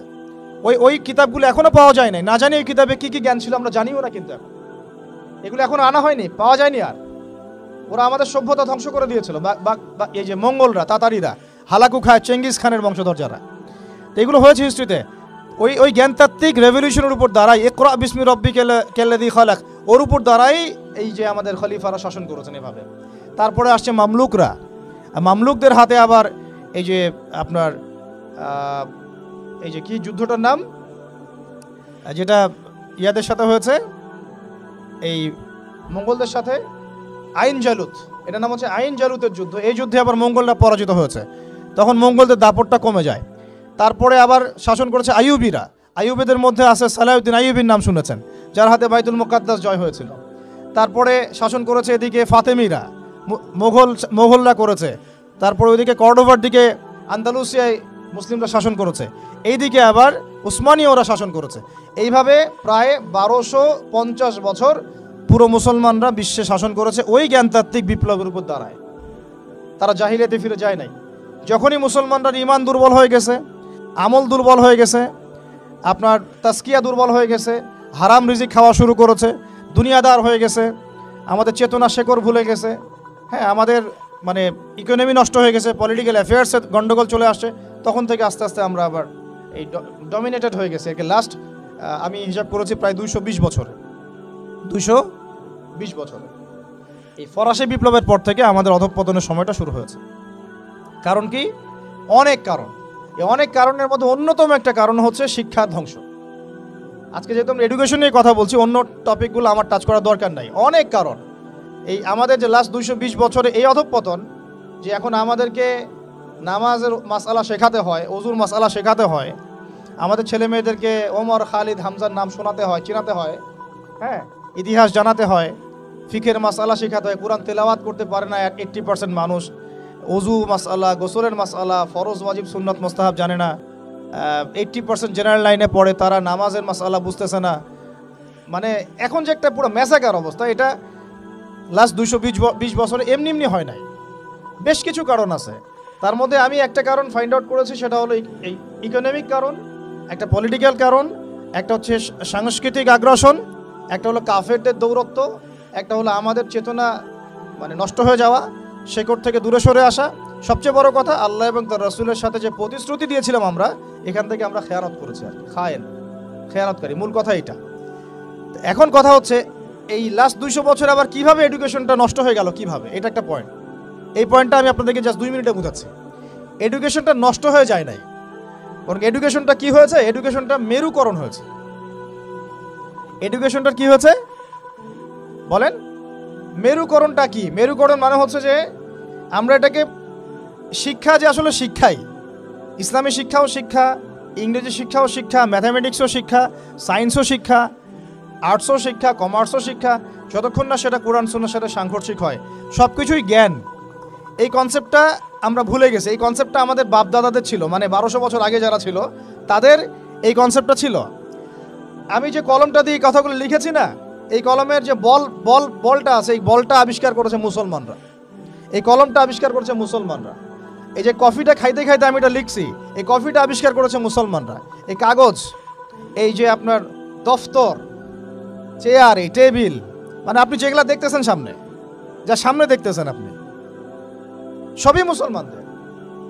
ক্যামেরা, আলোর প্রতিবিম্ব, প্রতিচ্ছবি, রক্ত সংবহন তন্ত্র, আপনার কেমিস্ট্রি, আপনার জ্যোতির্বিদ্যা, আপনার কি বলবো ফিলোসফি, এটা নিয়ে আরেকটা লেকচার দেওয়া যাবে ইনশাল্লাহ, আরেকদিন দিব এটা দিয়ে। আপনার বল পেন থেকে শুরু করে রাষ্ট্র ব্যবস্থার সংবিধান পর্যন্ত এভরিথিং মুসলমানরা করে দিয়েছে। এভরিথিং, একটা সেক্টরও বাদ নাই, একটা সেক্টরও বাদ নাই। এটা গড়েছিল কারা? ওই যে 1200 বছর আগে 4 খলিফার যুগে, উমাইয়াদের যুগে, আব্বাসীয়দের যুগে তারা এগুলো গড়ে দিয়েছিল। পরে যখন অধঃপতনের সময় শুরু হয়েছে আমাদের লাস্ট 220 বছর 300 বছরে, তখন পশ্চিমারা এইগুলো আমাদের থেকে ধার করেছে, ধার করে নিয়ে ওর উপর দাঁড়ায় ওদের সভ্যতা নির্মাণ করেছে। এটার উপর বাহাস হতে পারে, ডিবেট হতে পারে, ওদেরকে বসতে বলেন, আমি বসতে রাজি আছি। এটার উপর বাহাস হতে পারে। যে আমি বলছি যে কলমের বল থেকে শুরু করে আপনার কফি যেটা খাচ্ছেন, আপনি যে ল্যাপটপে আপনি অ্যালগোরিদম করে করে যে আমাদের ইসলামের বিরুদ্ধে বইপত্র লিখতেছেন, ওই অ্যালগোরিদম পর্যন্ত মুসলমানদের আবিষ্কার করা। এটা আমাদের এই জেনারেশনের 90% জানে না, হীনমন্যতায় ভোগে। অথচ চার খলিফার যুগে, আব্বাসীয়দের যুগে, উমাইয়াদের যুগে এগুলো আমরা আবিষ্কার করে বিশ্বকে দিয়েছি। এই যে মিসাইল ছুটতেছে ওরা, এই যে মিসাইল ছুটতেছে, পৃথিবীর সর্বপ্রথম মিসাইল আবিষ্কার করেছিলেন সাদ ইবনে আবি ওয়াক্কাস রাদিয়াল্লাহু আনহু। তার যখন তিনি বিজয় করতে গিয়েছেন আপনার রোমান সাম্রাজ্যে, তার বাহিনীতে খালিদ বিন ওয়ালিদ ছিলেন। ওই সময় ওটাকে বলা হতো মিনজানিক, ওটাকে মিসাইল বলা হতো না, বলা হতো মিনজানিক। এম শব্দটা রেখে দিয়েছে ওরা, মিনজানিক আরবি শব্দ, ওরা এখান থেকে মিসাইল শব্দ আনছে, কিন্তু কাজটা একই। ওইটা দিয়ে রোমানদের ওই দেওয়াল দুর্গ ভেঙে দেওয়া হয়েছিল দূর থেকে। আমি জাস্ট বলতে চাচ্ছি, চার খলিফার যুগে, আব্বাসীয়দের যুগে, উমাইয়াদের যুগে বিশ্বে মুসলমানরা যে প্রত্যেকটা ডিপার্টমেন্ট করে দিয়েছে, ওর উপর দাঁড়ায় আজকের এই পশ্চিমারা দাঁড়ায় আছে, এই বিশ্ব দাঁড়ায় আছে। এখন শিক্ষার মেরুকরণটা কি হলো তাহলে? লাস্ট 220 বছরে শিক্ষাটাকে ভাগ করে ফেলা হলো, যে তোমরা যারা দাড়ি টুপিওয়ালা মানুষ, তোমরা যারা ইবাদত বন্দেগী করতে চাও, তোমরা পড়বা কোরআন এবং হাদিস, তোমরা পড়বা উসুল, ফিকহ ইত্যাদি ইত্যাদি। আর যারা তোমরা ডাক্তার হতে চাও, ইঞ্জিনিয়ার হতে চাও, ব্যারিস্টার হতে চাও, তারপরে পলিটিশিয়ান হতে চাও ইত্যাদি ইত্যাদি, তোমরা পড়বা ইংরেজি, বাংলা, সায়েন্স, ম্যাথামেটিক্স, হ্যাঁ, আর্টস, কমার্স, ব্যারিস্ট্রি, মেডিকেল সায়েন্স ইত্যাদি তোমরা পড়বা। এই যে মেরুকরণ, এই মেরুকরণটাই হারাম হয়েছে প্রথম। এটাই একটা বাজে জিনিস হয়েছে শিক্ষার মধ্যে। কখনো মেরুকরণ ছিল না, বরং ওমর রাদিয়াল্লাহু আনহুকে আপনি দেখেন, ওমর রাদিয়াল্লাহু আনহু একজন ফকি, একজন হাফেজ, একজন আলেম, একজন বিজ্ঞ খলিফা, পাশাপাশি একজন রাষ্ট্রপ্রধান। এবার আমাদের এগুলো বললে তো ওনারা রাগ করে। আমি তো খোলামেলা ওনাদের সাথে কথা বলি এখন, যে আপনাদের মধ্যে একজন ব্যক্তিকে জুমার খুতবা দিতে পাঠান দেখি, মিম্বরে 360 জন এমপি একজনকে পাঠান যে জুমার খুতবা দিতে পারেন, দাঁড়ায় বলবে ইন্নাল হামদুলিল্লাহ নাহমাদুহু ওয়া নাস্তাঈনুহু মান ইয়াহদিহিল্লাহু ফালা মুদিল্লা লাহু ওয়া মান ইউদ্লিল ফালা হাদিয়া। আরবি দিয়ে জাস্ট 5টা মিনিট আপনি খুতবা দিবেন, জুমার খুতবা, এজ এ রাষ্ট্রপ্রধান। দেখেন পারে নাকি? 1200 বছর যিনি খলিফা তিনি খুতবা দিয়েছেন, তিনি ছিলেন ফকিহ, তিনি ছিলেন আলেম, তিনি ছিলেন বিজ্ঞ পণ্ডিত, তিনি হাফেজ। এই 1250 বছরে যিনি ফিলোসফার, তিনি এদিকে আবার মুহাদ্দিস, যিনি মেডিকেল সায়েন্সের দক্ষ, তিনি আবার এদিকে হাফেজ, সেখানে কারি, সেখানে আলেম। এই শিক্ষার বিভক্তিটা আমাদের মধ্যে ছিল না। সেকুলার কনসেপ্টগুলো যখন আসছে এই লাস্ট 200-300 বছরে, তখন থেকে আস্তে আস্তে শিক্ষাটাকে এইভাবে ভাগ করে আমরা একাকার করে ফেললাম। এখন একজন মসজিদের ইমাম সাহেবকে আপনি যদি জিজ্ঞাসা করেন যে সিরিয়ার রাজধানীর নাম কি, বলতে পারবে না অনেকেই। অর্থনীতির এটা কি, বিটকয়েন কি জিনিস, ও বলবে এটা আবার কি জিনিস। ক্রিপ্টোকারেন্সি কি, বলবে এটার নাম তো জীবনে শুনি নাই, অথচ এটা ইকোনমিক্সের একটা বেসিক জিনিস। ইনফ্লেশন কি দেখবেন অনেকেই বলতে পারতেছে না, কিন্তু সে দাওরাত হাদিস পাস করেছে, ইফতা দিয়েছে, তাখাসসুস করেছে। তাহলে শিক্ষাটাকে আমরা এভাবে ভাগ করে ফেললাম। এদিকে আবার যারা জেনারেল লাইন আমরা পড়েছি, ধরেন জিজ্ঞাসা করেন যে ফরজ গোসল কেমন করে করতে হয়, সবাই ফরজ গোসল করি, কিন্তু আমরা যারা ম্যাচিউরড এবং ম্যারিড, অনেকেই মাসআলা ভুল আছে, অনেকেই পর্দা করে, পর্দার ফরজগুলো বলতে পারবে না। নামাজ, সবাই নামাজ পড়ে, নামাজের আরকান আহকামগুলো বলতে পারতেছে না। আমাদের এই যে ইয়াং জেনারেশন যারা স্কুলে, কলেজ, ইউনিভার্সিটিতে পড়েন, আপনি সবাইকে ধরে ওযুর খালি 4টা ফরজ জিজ্ঞাসা করেন, ওযুর 4 ফরজ কি বলো দেখি, দেখবেন বলতে পারতেছে না। এই যে অবস্থাটা, এটা কি আপনাদের কাছে মনে হয় এমনি হঠাৎ করে হয়েছে? নো, এটা বিগত 100-200 বছরের ওদের মেহনতের ফসল। আর আপনারা কি চাচ্ছেন এটা একদিনে একটা স্কুল দিয়ে চেঞ্জ করতে? মোটেই পসিবল না। আর যদি মনে করেন একজন ভাই, একটা সরকার, একটা প্রশাসন, একটা ইসলামিক দল, তার উপর দায়িত্ব চাপাই দিলে আমরা দায়মুক্ত হব, কোনোদিনও সম্ভব না। আমাদেরকে এরকম 30-40 বছরের একটা মিশন নিয়ে নামতে হবে। 30 বছর একটা মিশন নিয়ে নামতে হবে। 30 ইয়ার্সে আমরা কোন জেনারেশন দেখতে চাই। এই আমার মেয়েটার বয়স যখন, এখন বয়স ওর 5 বছর 6 বছর, ওর বয়স যখন 20 বছর হবে, তখন আমি ওকে কোন জায়গায় দেখতে চাই, এবং এই 15 বছর আমি কিভাবে পড়ালে ওকে আমি ওই জায়গায় নিতে পারবো, এই ফিকিরটা আমাদেরকে করতে হবে। এখন কাজ মোটামুটি করা হয়ে গেছে, খালি দরকার সমন্বয়।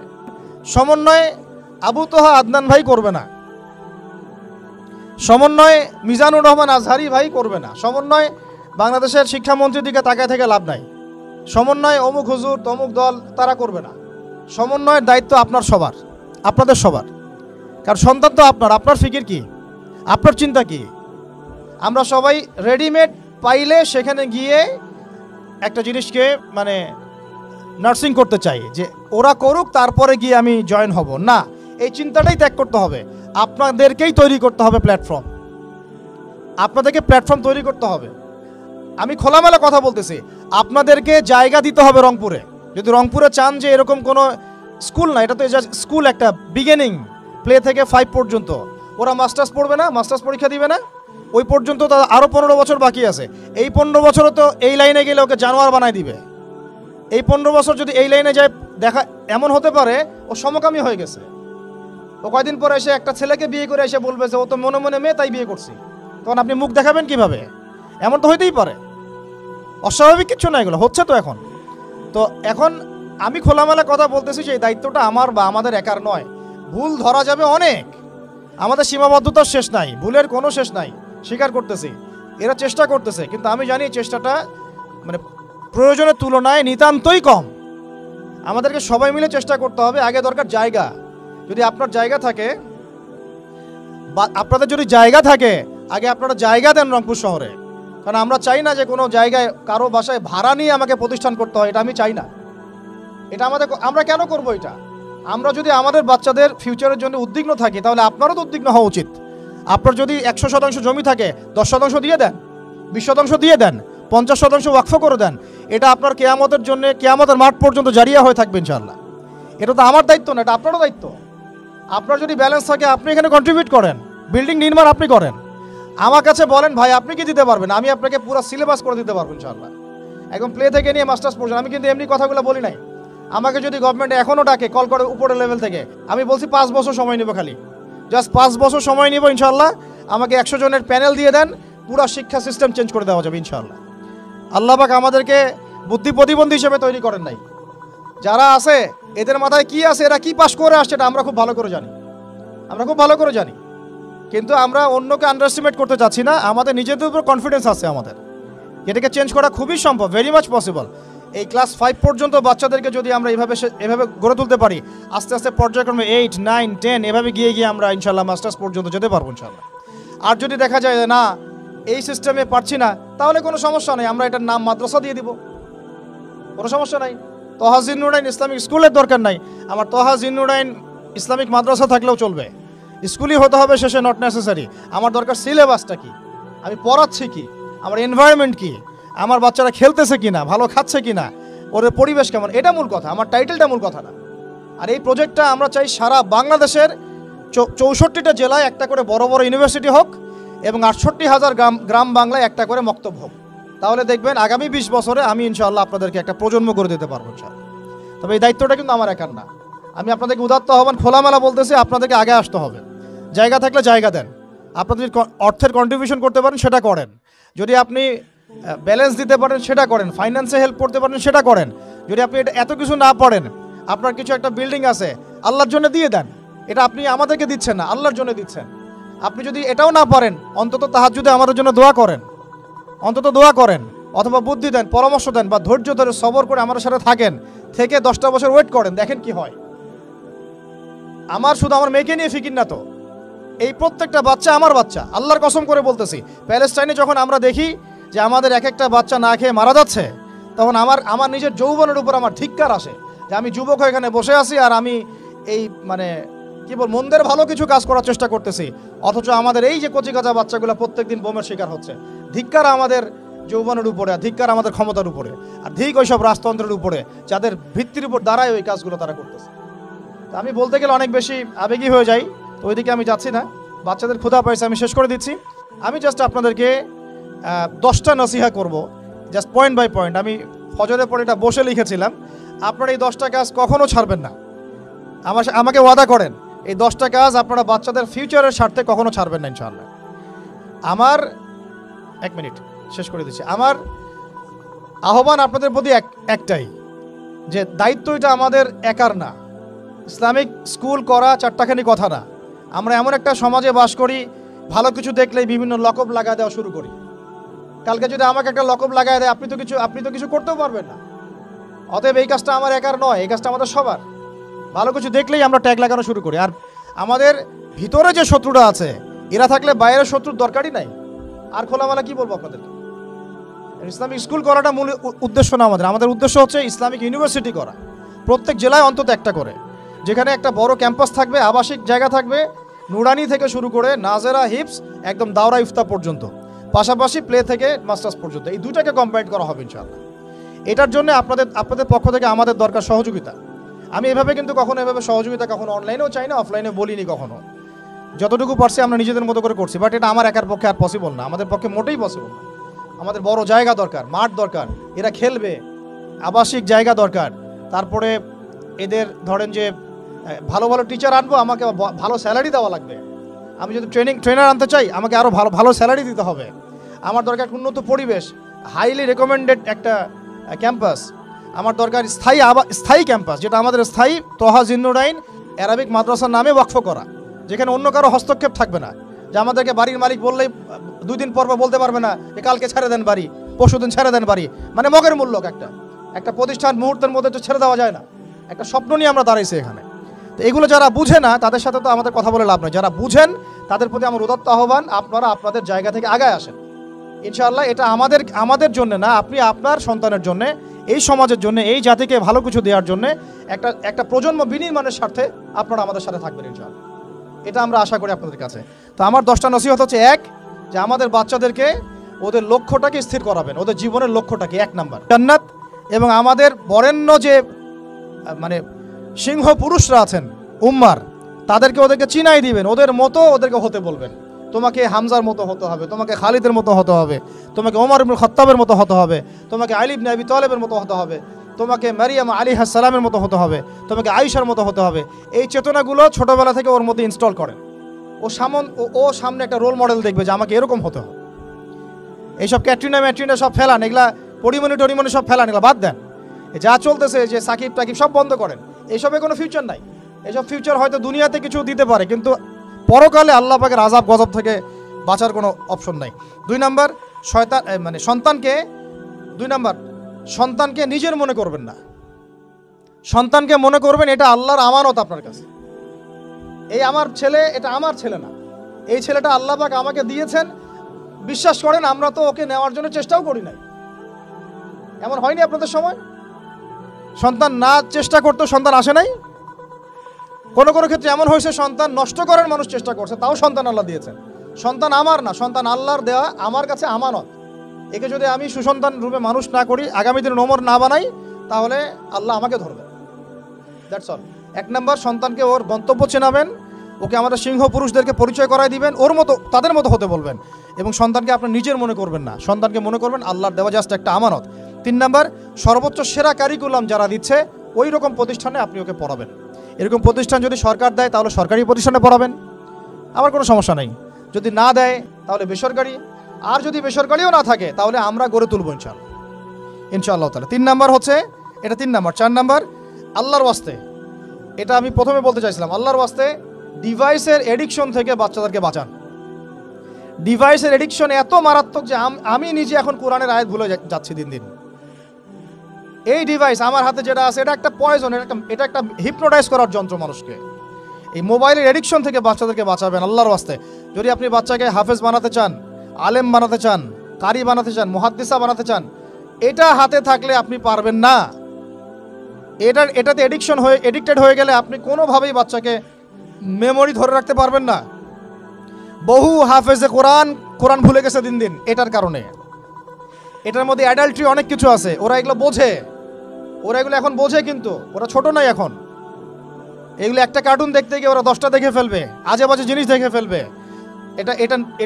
এটার মানে ব্যবহারটাকে নিয়ন্ত্রণ করেন, ডিভাইস এডিকশনটা বন্ধ করেন, আল্লাহ পাক তৌফিক দান করেন, আমিন।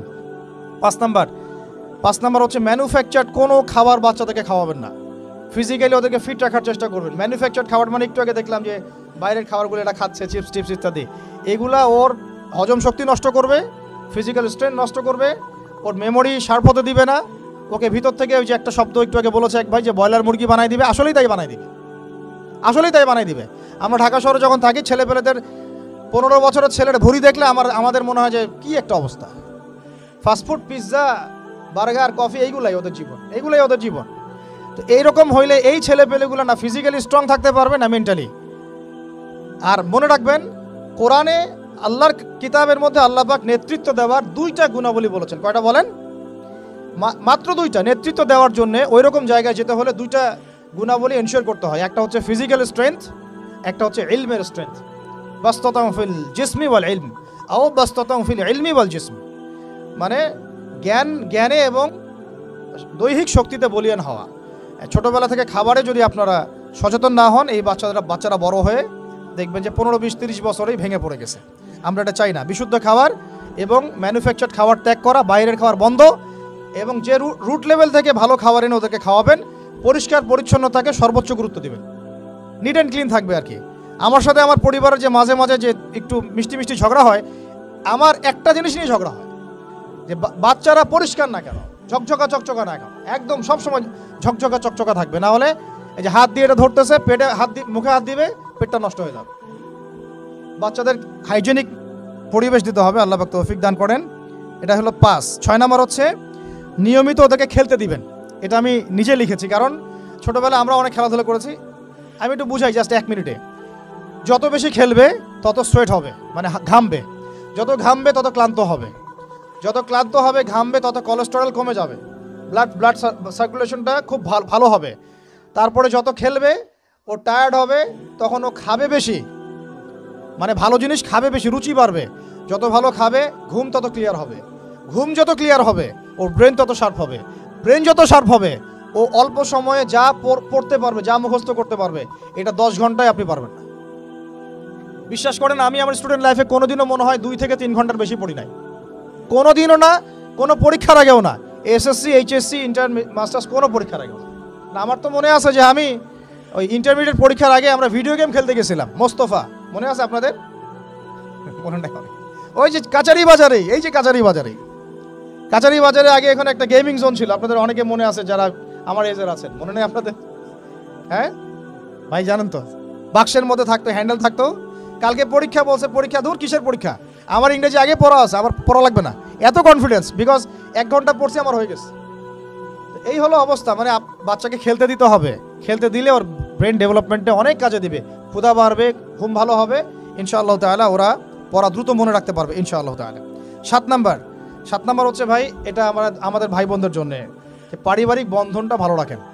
যে পরিবারে হাজব্যান্ড ওয়াইফের বন্ধন ভালো না, ওই পরিবারে ভালো সন্তান গড়ে উঠবে না। ওরা অনেক কিন্তু দেখবেন যে মানে মেন্টালি অনেক ডিপ্রেসড হয়ে যাবে। পারিবারিক বন্ডিংটা খুব ইম্পর্টেন্ট। এই জন্য আমরা দোয়া করি আল্লাহ পাক যেন সবার মধ্যে পারিবারিক বন্ডিংটা ভালো রাখেন এবং পারিবারিক কলহ থেকে আল্লাহ পাক আপনাদেরকে হেফাজত করেন, আমিন। আর অ্যাটলিস্ট বাচ্চাদের সামনে এগুলো করবেন না। যদি ঝগড়া হয় বা কথা কাটাকাটি হয়, অ্যাটলিস্ট বাচ্চাদের সামনে করবেন না। এগুলো বাচ্চাদের শিশু মনে অনেক প্রভাব ফেলে। আপনার উমর রাদিয়াল্লাহু আনহুর ঘটনা জানেন তো? উনি এত কঠোর কেন জানেন? আপনারা যে বলেন উনি কঠোর মানুষ ছিলেন, কেন জানেন? উনার বাবা তাকে ছোটবেলায় কঠিন শাসন করতেন, কঠিন শাসন। ঠিক আমি এরকম একটা পরিবেশে বড় হয়েছি। যারা খুব কঠিন শাসনে বড় হয় তারা হয় 2 রকম হবে। এক, হয় তারা নষ্ট হয়ে যাবে, অথবা তারা উম্মাকে নেতৃত্ব দিবে। 2টার একটা। হয় তারা খুব মানে মেন্টালি খুব ডিপ্রেসড হয়ে যাবে, অথবা দেখা যাবে যে তারা কঠোরতার কারণে ওরা দেখবেন ইনশাআল্লাহ ইসলামকে নেতৃত্ব দিচ্ছে বা আল্লাহর বিধানের উপর কঠোর হয়ে গেছে। তো আপনারা পরিবারের মধ্যে একটা হৃদ্যতার বন্ধন রাখবেন, যাতে করে পারিবারিক বন্ধন ঠিক থাকে। বাচ্চাদের সামনে অ্যাটলিস্ট কোনো রকম কোলাহল বা ঝগড়াঝাটি বা গায়ে হাত তোলা বা যে সমস্যাগুলো আমাদের সমাজে হচ্ছে, এগুলো যেন কখনো না হয়। আল্লাহ পাক যেন আপনাদের পরিবারের বন্ধনটাকে সুন্দর রাখেন, আমিন। আর 8 নাম্বারটা হচ্ছে বাবাদেরকে বলছি আমি, যে বাবাদের উচিত হবে মাদের দায়িত্ব না শুধু সন্তানদেরকে সময় দেয়া, বাবাদেরকে সন্তানদেরকে সময় দিতে হবে। Because brother, you are not a money making machine at all. আপনি মানি মেকিং কোনো মেশিন না। আপনার কাজ শুধু টাকা আর্ন করা না, তো আপনার আমার কাজ হচ্ছে বাচ্চাকে সময় দেয়া। কোরআন আপনি খোলেন, কোরআনের মধ্যে আপনি মা এবং ছেলের কোনো কনভারসেশন পাবেন না। আমার জ্ঞান ক্ষুদ্র, যদি থাকে আমাকে জানায়েন, যে কোনো জায়গায় যদি থাকে, কোনো জায়গায় যদি পান মা এবং ছেলের কনভারসেশন আমাকে জানায়েন। আমি কোথাও কোরআনে মা এবং ছেলের কোনো কনভারসেশন পাই নাই। মা এবং সন্তানের কোনো কনভারসেশন পাই নাই। আমি যদি ভুল হই বা আমার যদি জানা না থাকে আপনি আমাকে জানাই দিন। আমি সব জায়গায় পাইছি বাবা ছেলে, বাবা ছেলে, বাবা ছেলে, বাবা এবং ছেলের কনভারসেশন। তার মানে কোরআন আমাদেরকে হেদায়েত দিচ্ছে যে বাবাদেরকে সময় দিতে হবে ছেলেদেরকে। ইউসুফ তার বাবার সাথে কথা বলছেন, ইউসুফের বাবা তার ছেলের সাথে কথা বলছেন, লুকমান আলাইহিস সালাম তার ছেলেকে নসিহত করছেন, ইব্রাহিম আলাইহিস সালাম তার ছেলেকে বলছেন আমি তোমাকে জবাই করার স্বপ্ন দেখেছি। মা ছেলের কনভারসেশন খুব পাওয়া যায় না। আমি জানি না কোনো জায়গায় থাকতে পারে, থাকলে আমাকে জানায়েন, কিন্তু আমি পাইনি কখনো। তো বাবাদেরকে বলবো আপনি সন্তানকে সময় দেন, because you are not a money making machine at all.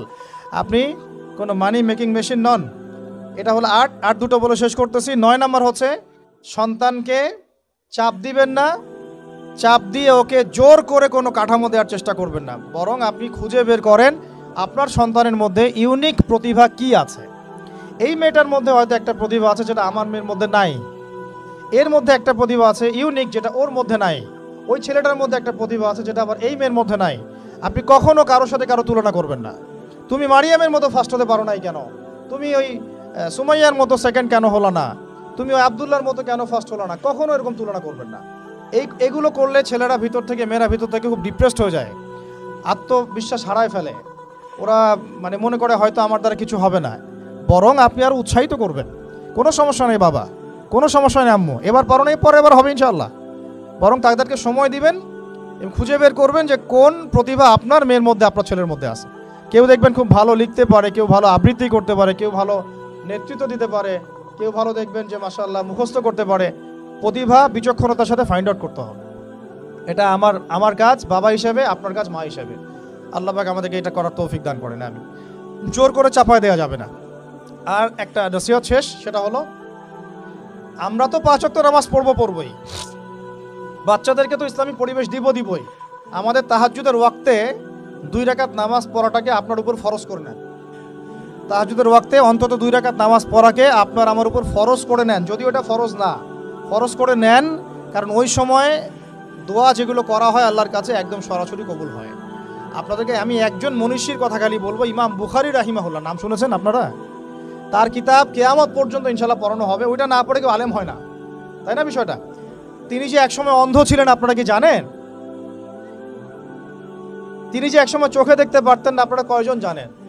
তার মা তাহাজ্জুদের ওয়াক্তে আল্লাহর কাছে কান্না করতে করতে করতে করতে, আল্লাহ আমার ছেলের চোখটা ভালো করে দাও, আল্লাহ আমার ছেলের দৃষ্টিশক্তি ফিরায় দাও, আল্লাহ আমার ছেলের দৃষ্টিশক্তি ফিরায় দাও।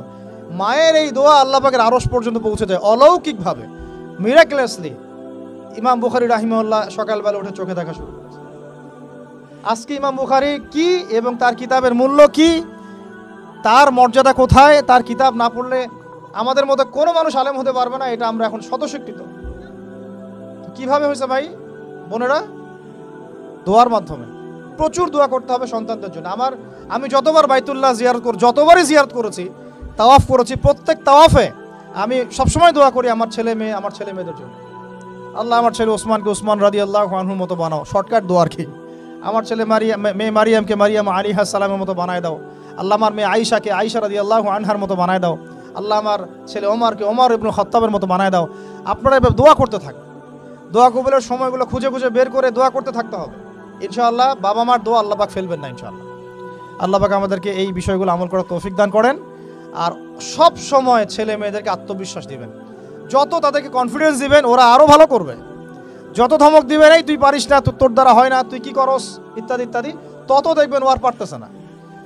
আমি বেসিক্যালি ছোট থেকে যে বড় হয়েছি এই জিনিসটার অনেক ঘাটতিতে বড় হয়েছে, কনফিডেন্স না দেয়া।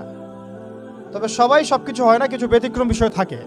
কিন্তু আমি যেটা রিয়েলাইজ করেছি, একটা মানুষকে যখনই কনফিডেন্স দেওয়া হয় সে অনেক ভালো করে। যখন আপনি তাকে আন্ডারস্টিমেট করবেন সে ভালো করতে পারবে না। তাই আল্লাহর ওয়াস্তে আমাদের বাচ্চাদের উপরে চাপ না দিয়ে আত্মবিশ্বাস দিবেন, ভালোবাসবেন, মহব্বত করবেন, ওকে উৎসাহ দিবেন, দেখবেন ইনশাআল্লাহ ও আরও ভালো করতেছে ইনশাআল্লাহ। মাশাআল্লাহ তুমি তো সুন্দর লিখছো, আরেকটু ভালো করো, ভালো হয়েছে তো মাশাআল্লাহ, আরেকটু করো, সুন্দর আর্ট করছো, আরেকটু ভালো করো, মাশাআল্লাহ একবারও তো মুখস্থ করে ফেলছো, আরেকবারও পারবা ইনশাআল্লাহ। ওকে এইভাবে বুস্ট আপ করতে থাকেন ইনশাআল্লাহ তাআলা। দেখবেন এভাবে যদি একটা পরিকল্পনা মাফিক আমরা আগাই, জাস্ট 20টা বছর সবর করি যদি আমরা, আল্লাহ পাক যেন আমাদেরকে তৌফিক দান করেন, টানা 20 বছর যদি আমরা নেক হায়াতের সাথে এভাবে রাত দিন 24 ঘন্টা নিরলস দিনের কাজ করতে পারি, অ্যাটলিস্ট এডুকেশন সেক্টরে, আমাদের তো পলিটিক্যাল সেকশন নাই, ইকোনমিক সেকশন আমাদের হাতে নাই, অ্যাটলিস্ট শিক্ষা সেক্টরে যদি আমরা এভাবে কাজ করতে পারি, আগামী 20 বছরে বাংলাদেশের শিক্ষা ক্ষেত্রের হুলিয়া পরিবর্তন করে ফেলা সম্ভব ইনশাআল্লাহ। কারণ সব কিছু নতুন করে করা লাগবে না, আমরা শুধু সমন্বয় করব, পরিবেশ গড়ব এবং আমাদের জানমাল, সময়, শ্রম, জমি জমা এগুলো ওয়াকফ করবো ইনশাআল্লাহ আল্লাহর জন্য। এবং এগুলো করলে লাভ কি হবে, ওই বিখ্যাত হাদিসটা দিয়ে শেষ করতেছি, যে নবী সাল্লাল্লাহু আলাইহি ওয়াসাল্লাম বলেছেন, ইযা মাতাল ইনসান, যখন মানুষ ইন্তেকাল করবে বা করে, ইনকাতা আনহু আমালু, তার আমল নামাটা কেটে দেওয়া হয়, বন্ধ হয়ে যায়, ইল্লা সালাস, 3টা রাস্তা খালি জারি থাকে। 1 নম্বরই হচ্ছে সাদাকায়ে জারিয়া, মানে এমন সাদাকা, এমন কন্ট্রিবিউশন যেটা আমার ইন্তেকাল, আপনার ইন্তেকালের পরেও একেবারে চলতে থাকবে, লং টাইম সাস্টেন করতে থাকবে, এটা একটা। 2 নম্বর ওয়ালাদুন সালেহ, আমার নেককার সন্তান বা আপনার নেককার সন্তান, যে আপনার আমার জন্য কালকে আমাদের মানে পরকালে বারজাখের জীবনে আমরা যখন থাকবো তখন তারা দোয়া করতে থাকবে। আর আমি বলছি, আমার ওমরই শুধু আমার ছেলে না, আপনাদের সবার সন্তান আমার সন্তান, আপনাদের সবার মেয়ে আমার মেয়ে। আমি এভাবে কখনো চিন্তা করি না যে যে প্রতিষ্ঠানগুলো আমরা করতেছি বা যে প্রজেক্টগুলো আমরা নিচ্ছি হাতে, এগুলো শুধু আমার ছেলের জন্য, আমার মেয়ের জন্য, কোশ্চিন কালেও না। এদেশের প্রত্যেকটা শিশু আমার শিশু, আমার ছেলে আমার মেয়ে, এদেশের প্রত্যেকটা বোন আমার বোন, এদেশের প্রত্যেক ভাই আমার ভাই। ওইভাবে চিন্তা করে আমাদেরকে না গেলে আমরা জাতিগত পরিবর্তন আনতে পারবো, তখন আমরা স্বার্থপর হয়ে যাবো। আমার ছেলে বাঁচলেই হইলো, আমার মেয়ে বাঁচলেই হলো, তখন হবে কি, আমার ছেলে আদতে বাঁচতে পারবে না, আমার মেয়েও বাঁচতে পারবে না, কারণ ফিতনা যখন সব জায়গায় ছড়ায় পড়বে, আমার ঘরেও তো ঢুকবেই, স্বাভাবিক। আর শেষ নম্বরটা হচ্ছে আল ইলম, এমন জ্ঞান, ইউনতাফাউ বিহিন নাস, যে জ্ঞান দিয়ে মানুষ উপকৃত হয়। এই হলো শিক্ষা প্রজেক্টগুলো। আল্লাহ পাক এই হাদিসটার উপর আমাদের সবাইকে আমল করার তৌফিক দান করেন, আমিন। আর আমি লম্বা করছি না, আপনাদের অনেকেই ক্ষুধার্ত, আমাদের বাচ্চারা ক্ষুধার্ত। আমরা দোয়া করি আল্লাহ পাক যেন আমাদের সবাইকে পবিত্র কোরআন এবং নবীর হাদিস অনুযায়ী জীবন গড়ার তৌফিক দান করেন। 1 নম্বর, সবাইকে যেন আমাদের এই শিক্ষা প্রজেক্টের সাথে আপনাদেরকে সম্পৃক্ত করেন, আমিন। আমাদের জীবনের গন্তব্যটা আমাদেরকে ফিক্স করার তৌফিক দান করেন, বাচ্চাদেরকে মানুষ করার তৌফিক দান করেন, সবাইকে হালাল খাওয়ার তৌফিক দান করেন, ধৈর্য ধরার তৌফিক দান করেন, নেক আমল আল্লাহ পাক যেন বেশি বেশি করার তৌফিক দেন এবং সুন্নাহ ভিত্তিক জীবন গড়ার তৌফিক দেন। এছাড়াও আমি দোয়া করি মন থেকে, আল্লাহ পাক যেন আমাদের বাচ্চাদেরকে সুস্থ রাখেন, আমাদের প্যারেন্টসদেরকে সুস্থ রাখেন, টিচার্সদেরকে সুস্থ রাখেন এবং আমাদেরকে সুস্থতার সাথে আল্লাহ পাক লম্বা সময় দিনের কাজ করার তৌফিক দান করেন। এবং ভিতরে বাহিরে যত ইসলাম বিরোধী অপতৎপরতা আছে, এগুলোকে আমাদেরকে সাহসিকতার সাথে ফেস করার তৌফিক দান করেন, আমিন। আর আমি সর্বশেষ আবারও বলতেছি যে এই দায়িত্বগুলো আমাদের একার না। প্রিয় দিনী ভাই এবং বোনেরা, আপনাদের সবার দায়িত্ব আগায় আসেন। আমি এভাবে আগে কখনো বলি নাই, এখন বলতেছি বিকজ আমি চাই না আমাদের কোনো প্রতিষ্ঠান কোনো মানুষের ছত্রছায়ায় থাক। প্রত্যেকটা প্রতিষ্ঠান, প্রত্যেকটা মার্কাজ, প্রত্যেকটা ক্যাম্পাস শুধু হবে আল্লাহর জন্যে, আল্লাহর জমিতে, আল্লাহর বিল্ডিং, এটা কিয়ামত পর্যন্ত এভাবে থাকবে ইনশাআল্লাহ। এটা আমার কোনো ব্যক্তি মালিকানায় না, আল্লাহর জন্য ওয়াকফ করার আমাদের জায়গা দরকার, কনস্ট্রাকশন দরকার, ফাইন্যান্স দরকার। ইনশাআল্লাহ তাআলা আল্লাহ পাক আমাদেরকে যে নিয়ামতগুলো দিয়েছেন, এগুলো যদি আমরা সবার সামনে মানে সুষ্ঠুভাবে উপস্থাপন করতে পারি, আমি আশা করি সারা দেশ বিদেশের অনেক মানুষ আগে আসবে ইনশাআল্লাহ তাআলা। আল্লাহ পাক আমাদেরকে প্রত্যেকটা বিভাগীয় শহরে এরকম প্লে থেকে নিয়ে মাস্টার্স পর্যন্ত, দ্যাট মিনস নুরানি থেকে নিয়ে ইফতা পর্যন্ত এইরকম একটা ক্লাসিক্যাল প্রতিষ্ঠানগুলো, মার্কাজগুলো গড়ে তোলা তৌফিক দান করেন, আমিন।